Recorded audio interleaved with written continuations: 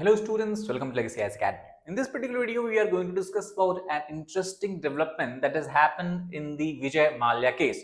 Now recently, Vijay Mallya has appeared in a podcast hosted by Raj Shamani, where he has alleged that government of India is not being fair to him, the entire justice system is not being fair to him, as he already has returned all the loans that he had taken from the bank earlier when he used to run Kingfisher company, and not only he had returned the principal amount, he also has returned loan with the interest, and that is why he should not be considered or should be called as thief or chore, as many people call him in media assets. So let us try to understand the entire case and the background that why Vijay Mallya is today where he is today. So first of all, to understand the context of this particular topic, we have to look at the recent post podcast first. So also, as per the news reports who have picked up the bits and pieces from this podcast, they have stated that fugitive, now that is a term you generally see associated with billionaire Vijay Mallya. Fugitive is a term that is used to refer him because he fled India in 2016, and despite the warning by Supreme Court to return back and face justice, he has not returned back. He has been living from past 10 years, we can say, almost in the UK as such. So that is why the term fugitive is used for him. Now, fugitive billionaire Vijay Mallya, who is also accused of defaulting on bank loans, and not this default is not something that he did not knew about. Basically, he is considered as a willful defaulter. That means he has taken loan with the general purpose of defaulting because maybe he knew that he would not be able to repay the debt as such. So he has made an elaborate show of contrition on the same podcast as we have discussed before, appearing on almost the podcast was 4 hours long. He is living in UK, as we have discussed. He apologized for the downfall of his Kingfisher Airlines. He has clearly given a statement where he said that apologized to everyone for the failure of Kingfisher Airlines as such. Now, not only that, he also has said that as far as the term fugitive is used, people can refer him fugitive because he definitely has fled from India. He did not return back even after repeated request by the government, by the banks, or even by the Supreme Court of India. I flew on a pre-scheduled visit. I did not run away. However, this is also he is claiming as such. Fair enough. I did not return for reasons that I consider are valid. So if you want to call me a fugitive, go ahead.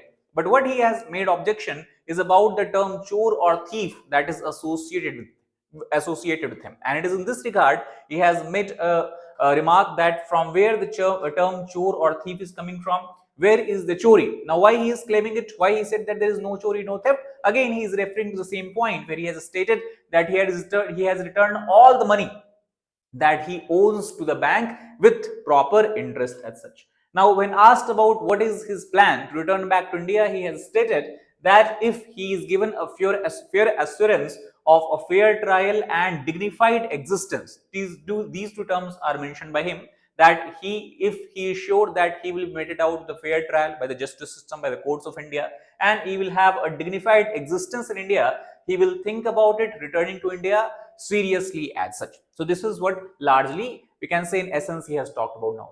Now he also has gained support from one of the other well-known businessman from India, Harsh Goenka, who has posted on the X that obviously, as far as Vijay Mallya is concerned, he has lived a high life, and actually he was known for it. If you try to understand, Vijay Mallya during his heydays was known as the person who used to live life king size, and he has said that he has defaulted. Yes, unlike most others, his 9,000 plus crore dues are now reportedly settled.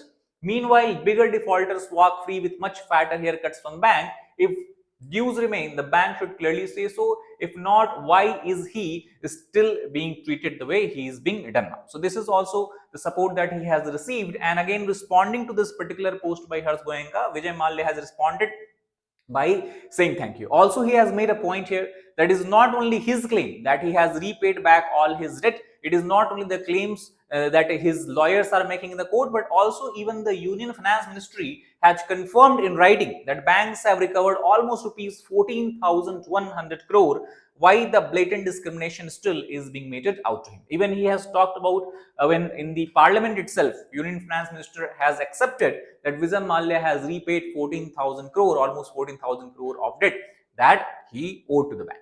Now, if you try to go back earlier till 2005, Vijay Mallya used to run several companies, but most importantly, the most significant company in of which he was owner of which he was part of, is the UB Group, that is United Breweries Group. Now, this is also considered as one of the largest liquor manufacturing company of India. Apart from being member or chairmanship of the UB Group, he was also honor of Royal Challengers Bangalore IPL cricket team, which won IPL tournament this particular year as well. And also he was behind Force India, a Formula One team that he has created. Apart from that, he was member of several other companies as such. But it was in year 2005 when he launched an airline by the name of Kingfisher Airline. So in 2005, Kingfisher Airline, first of all, we can understand that it had its maiden flight, and the photograph of this particular maiden flight, before that photo shoot, you can see from here.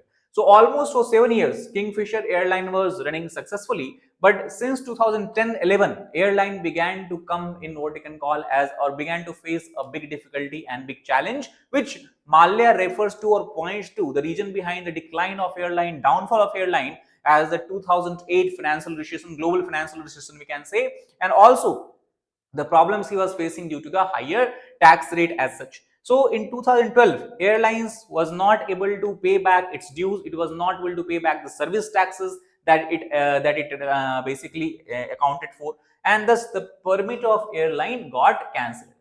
Now it is the Kingfisher problem, we can understand, is the genesis of the entire loan crisis and the overall problem Vijay Mallya has faced since then. So it was in year 2012, Kingfisher Airline began to face economic struggles and hardship, and he wanted to continue his business. So because the business began to face a downturn crisis, financial crisis, we can say, he began to take heavy loans from the various banks as such. And as a consequence of this loan, basically, it is believed that he took loans somewhere from 17 banks, the consortium of banks in the country, and the total loans sanctioned to Kingfisher Airline amounted to about 9,000 crore. Now, also many people alleged that it was because of his powerful position. He was also at the time member of Raj Sabha, MP, we can say, and he has used his position to ensure that these loans which he has applied for is granted to him, and thus it is believed that he has abused his power as a member of parliament, as a political what you can call as eminent political persons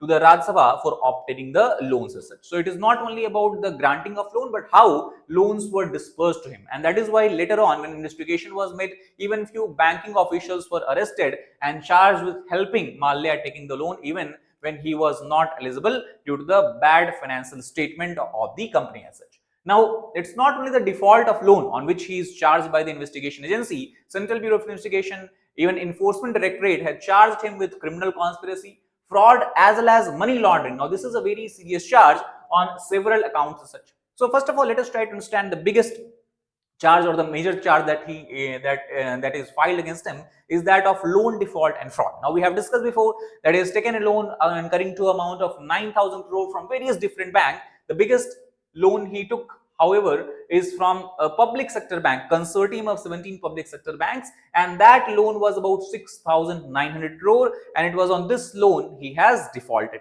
Then charges include criminal conspiracy and cheating under the Indian Penal Code as such, as he failed to repay back the loan. Apart from this, he also took about 900 crore of loan from another bank, that is IDBI Bank, and 2017 was the year when CBI charged again Mallya and others in a 900 crore scam where he has not returned back the money.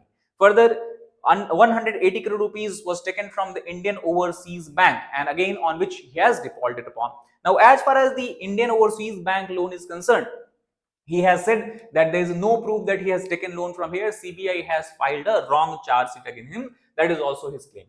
Now, we have discussed that it is not only the defaulting on loan, he also has been charged by the Enforcement Directorate, a central agency, where he has been accused of money laundering, and thus ED has charged him under the Prevention of Money Laundering Money Laundering Act, that is also called as PMLA. Now, in ED, its report has clearly stated that at least 3,547 crore of the loan that he took from the bank, largely to revive Kingfisher Airlines, largely to ensure basically what you can call as the financial health of the Kingfisher Airline, was not used for the revival of the airlines. Rather, it was used for his own personal benefit research. For example, ED has said that large sum of this money was used on such jets which was exclusively flown by Vijay Mallya, Also, some amount of this money has been invested in the Force India company, that was the Formula One racing company, and also some amount of the money has been used in the funding of Royal Challengers Bangalore as such for its operational cost as well as for the buying of the players as well. So basically, the loan he has taken was the purpose of reviving and infusing in Kingfisher Airlines, but he has used it for several personal profit of him or benefit of him. That is why the charge of money laundering is basically used here. The other is service tax evasion. Kingfisher Airlines had failed to pay 100 crore of service tax to the authorities, and authorities here claim that this service tax was already collected by the passengers or collected from the passengers. So even after collecting from passengers, he is not paying back or he has not paid back the service tax to the authority as such. And in this regard, a Mumbai court has issued a non-bailable warrant against Vijay Mallya and others in connection with this particular case. Apart from that, also there was a case of corporate misgovernance and fraud, and this was brought in light by SFIO, that is Serious Fraud Investigation Office, where there was a gross mismanagement of the companies that was operated by Vijay Mallya, including Kingfisher Airlines and such. So this is how we can understand the number of cases and the charge sheet that was filed against Vijay Mallya. Now, taking cognizance of this matter, first of all, as the matter was brought to light and was presented to Supreme Court in the year 2017 has ordered that Mallya should return back to India and should appear in front of him to face the consequences or to face basically charges or to deny it.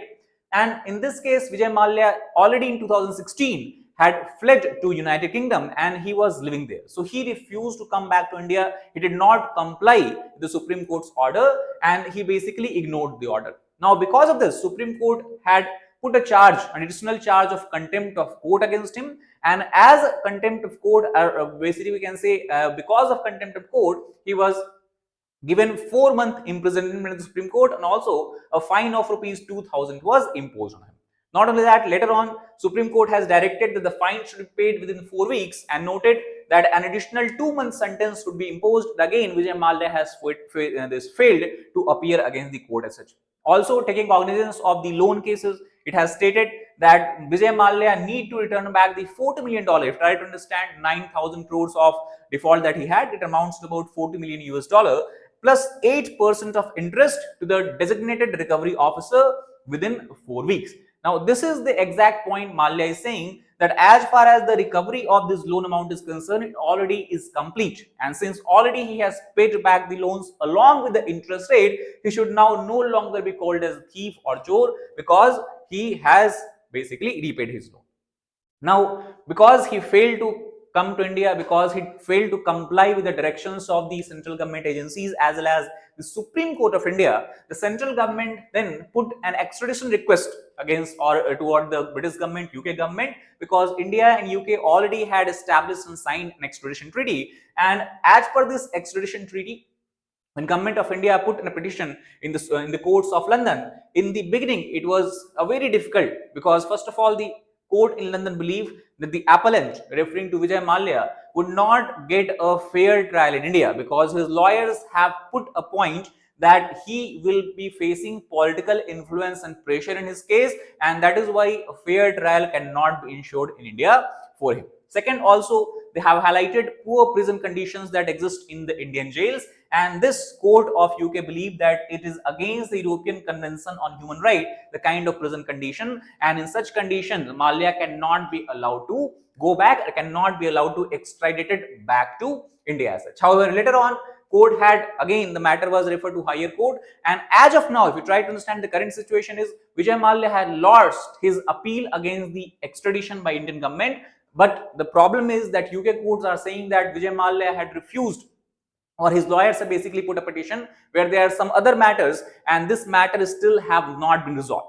So overall, as long as this matter is not resolved, the court's directions cannot be enforced. That means Vijay Mallya cannot be brought back to India as such. We'll have to wait. So we'll have to wait and watch and see how long this entire procedure takes. Because again, if you look at almost 9 years have passed and still government of India has not been able to successfully extradite him. And this also brings to point a very important and significant question: the efficacy of treating economic offenders as soon as they flee country's jurisdiction. So how international law basically, or how countries can collaborate and cooperate to ensure that in such cases, high profile cases, extradition should not be used as a toll, should not be used as a toll or weapons by the offender as such. So this is also another point that we have to keep in mind and understand here.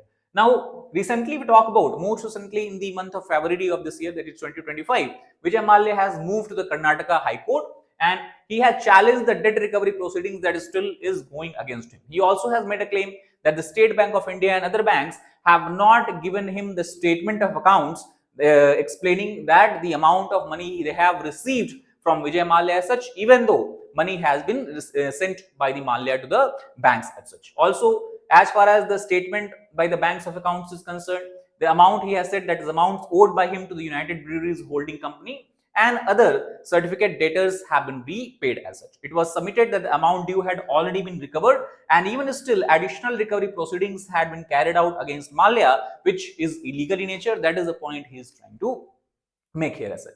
So if we try to understand, the current situation is that he is still living in UK and the government of India still is trying to extradite him back. But again, there are some formal court proceedings that is pending in the UK courts, and unless and until that is resolved, that is done, he might not come back to India as such. So overall, this is what we have to understand when we talk about the 9,000 crore Vijay Mallya scam, where case stands today, how the case has evolved, and what is the reason and the rationale behind this entire what you can call as this debacle that had unfolded since year 2012. So if you like the video, please hit the like button, share it with your aspirants, as well as subscribe to our channel for more such content. Thank you very much.